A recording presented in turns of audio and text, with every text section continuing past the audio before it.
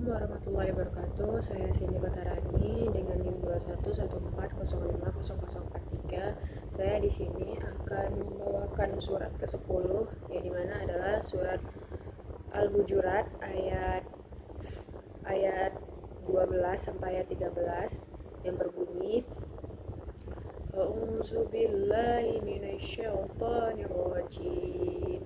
Bismillahirrahmanirrahim. Ya ayyuhalladzina amanu ijtanibu katsiran minaz zannin inna ba'daz zannin ismun wa la tajassasu wa la yaqtab ba'dukum ba'dan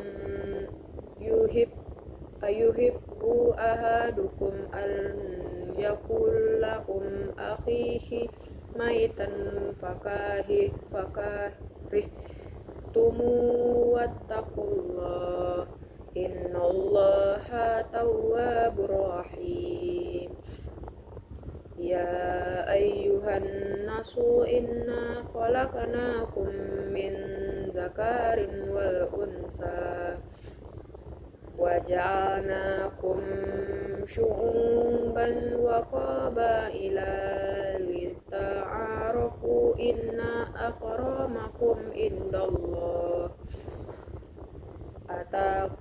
ataqakum innallaha alimul khabir. Baiklah, kita akan menerjemahkan surat Al-Hujurat ayat 12 sampai ayat 13 ini, yang mana ya ayyuha artinya wahai, allazi amanu orang-orang yang beriman, manitanibu jauhilah, kasiron kebanyakan, minazonnin kebanyakan dari prasangka-prasangka, inna sesungguhnya, ba'dodhannin sebagian dari prasangka, ismun adalah dosa, wala dan jangan, tajassasu mencari-cari kesalahan, kalian mencari-cari kesalahan, wala taktab dan jangan mengumpat, ba'dukum sebagian dari kalian, ba'don sebagian, ayyuhibbu apakah menyukai, ahadukum salah seorang dari antara kalian, ayyakula bahwa kalian memakan, lahma daging, akhihi saudaranya, maita bangkai, fakarihtumu dan maka kalian benci padanya, wattaqullaha innallaha tawwabur rahim dan bertakwalah kepada Allah, sesungguhnya Allah penerima taubat lagi Maha Penyayang. Ya ayyuhan nas wahai manusia, inna sesungguhnya khalaqnakum kami menciptakan, minan zakarin dari seorang laki-laki, wal unsa dari seorang perempuan, wa ja'alnakum dan kami menjadikan kalian, su'uban berbangsa-bangsa, wa qabaila dan bersuku-suku, litaharafu supaya kalian saling mengenal, inna akramakum sesungguhnya yang paling mulia pada di antara kalian, indah di sisi indallah di sisi Allah, atqakum paling bertakwa di antara kalian, innallaha alimun khabir sesungguhnya Allah Maha mengetahui lagi Maha melihat. Jadi di sini terdapat larangan Allah Subhanahu wa taala kepada orang-orang yang beriman dalam ayat 12 ini. Larangan yang pertama adalah banyak bersangkaan atau suka berprasangka-prasangka. Jadi jauhilah kebanyakan dari sangka-sangka. Jadi di sini kaum muslimin diperintahkan untuk menjauhi banyak sangkaan atau dilarang banyak berprasangka kepada orang lain. Di sini dipakai kata menjauhi, diperintahkan menjauhi karena ketika seseorang sudah dekat dengan banyak sangka-sangka, walaupun dia belum bersangka-sangka, kemungkinan berat dia akan susah untuk tidak banyak prasangka. Jadi di sini ayatnya diperintahkan untuk menjauhi banyak sangka-sangka ya, supaya kita tidak bersangka-sangka terhadap orang lain, entah itu bersangka buruk ya, supaya hati kita tuh lebih tenang juga gitu ya. Dan Allah juga memerintahkan kepada kita untuk menjauhi hal tersebut, karena di sini uh, kemudian disebutkan sesungguhnya sebagian dari prasangka itu adalah dosa. Jadi kalau misalnya kita berprasangka kepada orang lain, itu kita sudah termasuk melakukan hal perbuatan dosa kecil ya, begitu. Jadi bersangka-sangka terhadap orang lain pada umumnya itu berujung kepada dosa gitu ya. Makanya dilarang bersangka-sangka kepada orang lain, karena dari persangka tersebut dapat membawa seseorang kepada perbuatan dosa ya gitu. Tidak mau mencari kebenaran dan apa yang dia sangka itu padahal apa yang dia sangka itu tidak benar, dan itulah yang kemudian membawa kepada dosa, karena kita prasangka tetapi apa yang kita sangka itu nggak benar gitu. Misal kayak orang ini mencuri padahal orang itu tidak mencuri gitu, jadi kita jatuhnya membuat dosa untuk diri kita sendiri ya gitu. Jadi kalau seseorang bersangka-sangka itu berarti dia sudah melakukan perbuatan dosa. Jadi kalau orang yang hobi bersangka-sangka itu emang dia sudah melakukan perbuatan dosa gitu ya, entah itu persangkanya baik ataupun persangkanya buruk gitu ya. Jadi sebaiknya kita menghindari perbuatan prasangka-prasangka ini agar terhindar dari dosa gitu ya, agar tidak terjerumus ke dalam dosa. Walaupun dosa kecil, ujung-ujungnya nanti makin lama semakin sering kita bersangka akan menjadi sebuah dosa besar. Selanjutnya kemudian larangan yang kedua ini adalah Allah melarang orang-orang beriman untuk mencari-cari kesalahan orang lain gitu ya. Orang tuh gak salah, kita cari-cari kesalahannya gitu ya, menyintai-nyintai, suka mencari-cari mana yang salah dari orang lain gitu ya. Dia sangat suka mengurusi kesalahan orang lain, sibuk dengan kesalahan orang lain. Akhirnya dia habiskan dirinya untuk itu, kesalahan orang lain itu bisa membawanya kepada dosa. Hal itu dapat membuat setan menyuruh kita atau menghasut untuk berbuat zalim kepada orang yang dicari kesalahannya itu. Untuk apa juga gitu, mengurusi orang lain gitu ya. Jadi larangan yang dimaksud di sini adalah supaya kita tidak mencari-cari kesalahan orang lain, mencari-cari aib orang lain, mencari-cari hal jahat yang pernah dilakukan orang lain begitu ya, supaya nantinya tercipta keramaian dan kerukunan gitu. Nanti kita berbuat zalim dengan berbuat zalim kepada orang yang melakukan kesalahan, bisa kayak mau hujatnya secara habis-habisan, itu kan perbuatan zalim ya, walaupun orang tersebut sudah pernah salah di masa lalu gitu kan, dan dia sudah berubah di masa yang sekarang. Kita tidak boleh menjudge-nya seperti itu. Jadi kita tidak boleh mencari kesalahan orang lain di masa lalu, entah itu masa depan. Kalau itu sekarang itu sangat salah ya. Itu mempermudah setan menghasut kita untuk berbuat zalim dan berbuat dosa, sehingga setan senang gitu ya, karena kita menjadi bagian dari mereka yang suka mencari-cari kesalahan gitu ya. Dan untuk apa juga mengurusi orang lain, mending ngurusin diri kita sendiri kan, dibanding kita harus mengurus kegiatan atau kesalahan orang lain, apa yang orang lain lakukan masa lalu, entah itu benar-benar salah atau mungkin kita membuat-buat kesalahan. Jadi kalau misalnya kita nanti mencari-cari kesalahan orang lain dan kita tidak menemukan kesalahannya, maka kita akan melakukan buat kesalahan nantinya, itu berujung-ujung ke sana. Selanjutnya adalah jangan sebagian dari kamu menggunjing, menggibah gitu ya.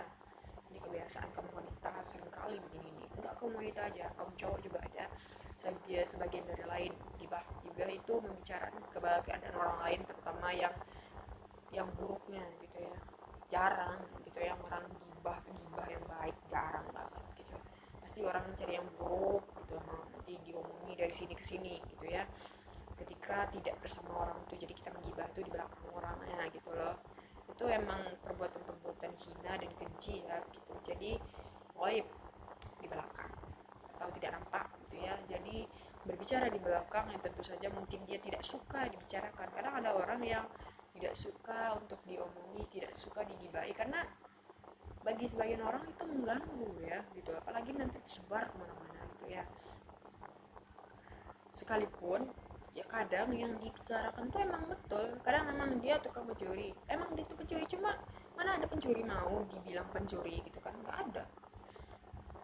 Eh, Sekalipun yang dibilang itu betul, gibah boleh saja tapi sesuai dengan syariat. Boleh ada yang memperbolehkan gibah gitu ya, ada syariatnya juga.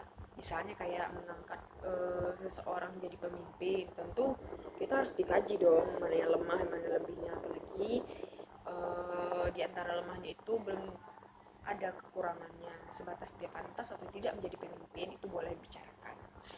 Misal kayak sekarang lah kan musim-musimnya capres cawapres caleg caleg gitu ya, uh, lagi musim-musimnya kayak gitu tuh otomatis sekarang tuh orang mencari pemimpin pasti kayak dilihat dulu gitu ya, latar belakangnya apa gitu, uh, kekurangannya untuk menjadi pemimpin apa, kelebihannya apa, dan tidak ada manusia yang sempurna memang gitu. Jadi uh, kita cari yang banyak itunya, yang banyak kelebihannya dibanding kekurangannya begitu ya. Ini boleh, ini gibah yang diperbolehkan gitu ya.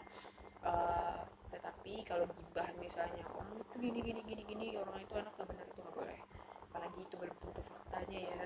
Itu gibahnya itu belum tentu membicarakan kebaikan orang lain, malah menceritakan keburukan orang lain, itu tidak boleh gitu ya. Dan berbicara di belakang tuh mungkin saja orang yang kita bicarakan tuh tidak suka dibicarakan di belakang gitu loh, bicarakan aja di depan gitu ya, jadi kita tahu fakta atau enggaknya gitu. uh, Selanjutnya Allah menyebutkan, apakah seorang dari kamu mau memakan bangkai saudaranya yang telah mati? Pasti dia tidak mau melakukan itu. Artinya perbuatan-perbuatan dosa ini seperti ghibah gitu ya, sama dengan memakan bangkai saudara sendiri yang telah mati. Kemudian tinggalkan larangan itu dan bertakwalah kepada Allah ya begitu ya. Emang mau kita gitu makan bangkai saudara kita sendiri yang telah mati begitu ya? Uh, Sama saja hal itu tuh kayak menggibah kepada orang lain, melakukan perbuatan-perbuatan dosa tersebut ya. Mau kita makan bangkai saudara sendiri? Pasti kalau bisa disaudara itu tidak mau, tapi kenapa kita masih mau bergibahan gitu ya. Hal itu uh, yang menyebabkan turunnya ayat ini gitu ya. Yang kemudian tinggalkan larangan itu dan bertakwalah kepada Allah, dan selalu di akhir ayat Allah meminta kita untuk untuk bertakwa kepadanya begitu ya, dan menjauhi perbuatan-perbuatan yang jelek-jelek tadi gitu ya. Selanjutnya pada ayat 13 di sini Allah menyebut kepada seluruh manusia. Allah ingin tegaskan tentang penciptaan manusia, tentang bagaimana manusia itu diciptakan, tentang dari mana asalnya, bagaimana caranya tercipta, yaitu semuanya berasal dari asal yang sama. Itu tuh semuanya sama, asalnya sama, yaitu seorang laki-laki yakni Nabi Adam, kita semua keturunan Nabi Adam, dan seorang perempuan yaitu Hawa atau Siti Hawa. Semua manusia adalah keturunan dari laki-laki dan perempuan ini. Jadi semua kita yang ada di muka bumi ini adalah keturunan dari Nabi Adam dan Siti Hawa gitu ya. Semuanya berasal dari dua manusia ini, yaitu satu pasangan ya. Selanjutnya, tetapi kemudian dijadikan mereka ini manusia yang banyak, dan kemudian Allah menyebutkan bahwa Allah menjadikan kita berbangsa-bangsa dan bersuku-suku. Jadi Allah menjadikan kita tuh banyak bangsa, banyak suku, banyak etnis, banyak keturunan, agar kita saling mengetahui, agar kita saling mengenal gitu ya, bagaimana bangsa lainnya. Jadi di sini Allah memerintahkan kepada manusia untuk tidak menjadi untuk menjaga keragam, tidak menjadikan keragaman manusia itu mengacuhkan satu sama lain. Kita harus saling mengenal gitu ya. Semua itu agar kita bisa berhubungan baik, entah dengan etnis satu dengan etnis lain, dengan suku satu dengan suku yang lain, dengan bangsa yang satu atau bangsa yang lain. Kesimpulannya dari ayat-ayat di atas, yaitu ayat 12 dan 13 surat Al-Hujurat ini, dapat kita simpulkan pendidikan yaitu yang bisa kita ambil pertama tentang bagaimana pendidikan Allah, di mana Allah mempunyai cara sendiri untuk mendidik manusia. Yang kedua, perintah bertakwa. Kemudian kita akan menjadi manusia yang baik dan disayang oleh Allah SWT. Yang selanjutnya, ayat ini mengembangkan bagaimana cara mendidik manusia atau metode mendidik, di mana ada larangan perintah, di mana ada yang dikatakan haram, ada juga yang dikatakan halal. Sekian dari saya sudah dengan banyak maaf. Wabillahi taufiq wal hidayah. Wassalamualaikum warahmatullahi wabarakatuh.